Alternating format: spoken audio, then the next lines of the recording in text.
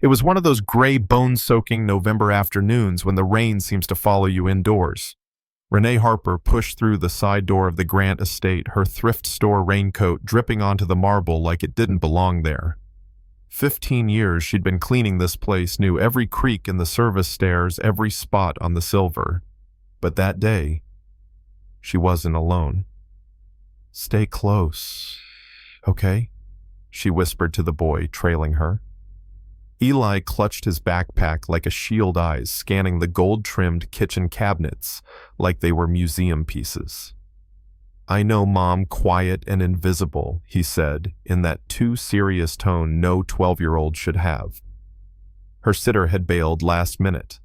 She couldn't afford to miss the annual charity gala. Triple overtime meant groceries and maybe, just maybe, a month of piano lessons Eli had been begging for. Head butler Mark nearly had a heart attack when he saw the boy. "If Mrs. Grant catches him," he started, but Renee's "please, I need this job" made him sigh and wave her toward the forgotten servants' quarters in the East Wing. She left him with a sandwich homework and the same warning she'd given since he was little: "Stay here."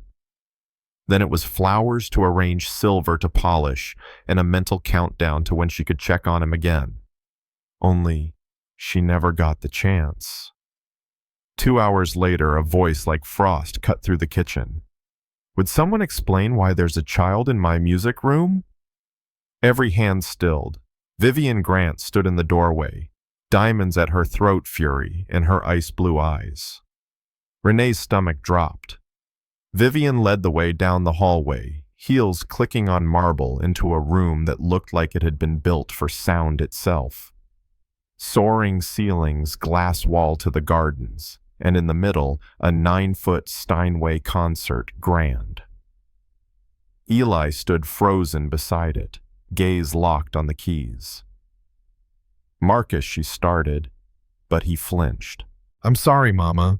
I just wanted to hear it up close." Vivian's laugh was sharp. "How precious. Do you make a habit of letting your son wander through other people's homes?" "No, ma'am. Never," Renee said quickly. Vivian's daughter Claire swept in silk blouse, perfect pearl earrings catching the light. "What's the maid's kid doing near my piano?" "He was just listening," Vivian drawled, and apparently critiquing. "He says you were playing Beethoven in the wrong key." Claire's head tilted, curiosity flickering. "And what key would that be, B-flat minor instead of C-sharp?" Eli answered without missing a beat. The room went still. Vivian's smile turned calculating. "Well, since you're so opinionated, perhaps you'd like to show us what you can do. Tonight, in front of our guests." "Ma'am, that's not," Renee began. "Oh, I insist. It'll be educational." By 8, the mansion glittered under chandeliers. Senators, CEOs, old money families filled the halls sipping champagne. Renee kept Eli tucked in the kitchen doorway, praying Vivian would forget, until she heard her voice ring out. "Renee, bring your son." Every head turned when they entered. Vivian's tone was sweet poison. "This is Eli, our little music critic. Let's see if he can play something for us."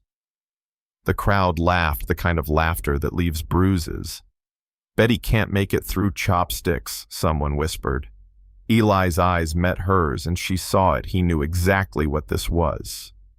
"It's fine, Mom," he said softly. "I'll play."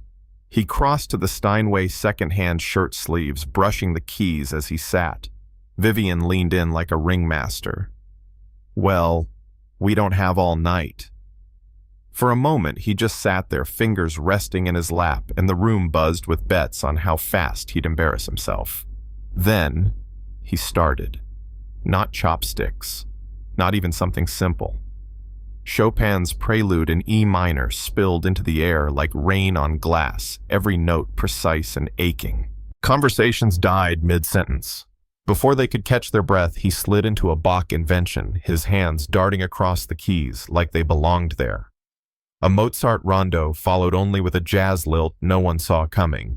Then came Beethoven's Moonlight Sonata third movement, the one pianists train years to master.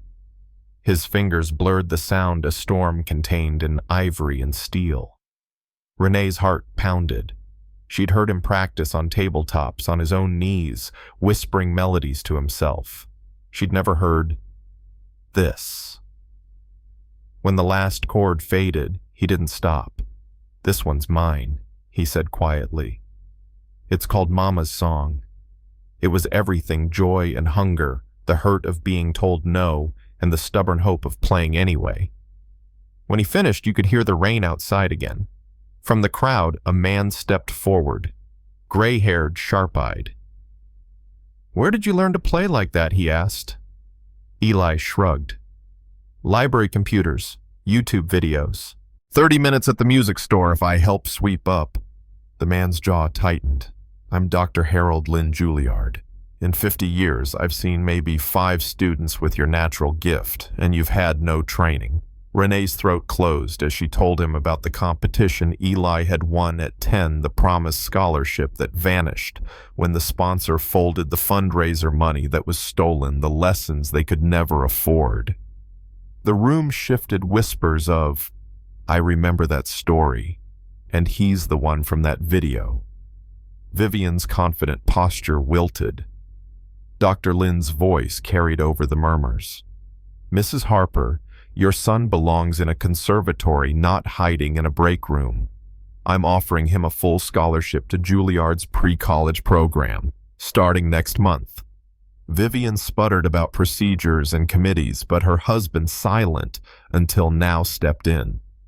"We'll cover every expense the scholarship doesn't. Instruments, travel, competitions. And Renee, if you're willing, you'll help run a new youth music program at the foundation. Paid accordingly." Renee's hands shook. Yes, of course." Someone asked Eli to play one more. He chose Amazing Grace, but the way he played it, blues and gospel braided into something soaring, made people close their eyes like they were in church.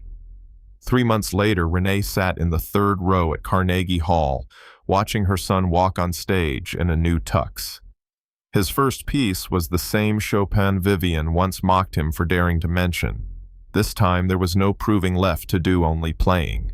The final number was Mama's Song, now fuller, richer, and when the last note hung in the air, the entire hall rose to its feet. Afterward, in the reception blur of handshakes and business cards, Vivian approached Renee. Her voice was low. "I'm sorry. Truly. I almost destroyed something beautiful." "Almost," Renee said. Eli tugged her sleeve. "Was that the mean lady?" "She was," Renee said. "People can change." He nodded, thinking. "Like I did when I got to practice on a real piano." She smiled through tears. "Something like that." As they left, Eli pressed his fingers to the Steinway one more time. "Thanks," he whispered. Walking out into the cold night, Renee realized nothing about her son had changed. He'd always been this boy. The only difference was, now the world saw it too. So, what do you think? Was Vivian just another rich snob who got caught? Or did she genuinely change? And how many Elis are out there right now playing on tables because they've never been given the chance? Tell me your thoughts below. I want to hear your stories.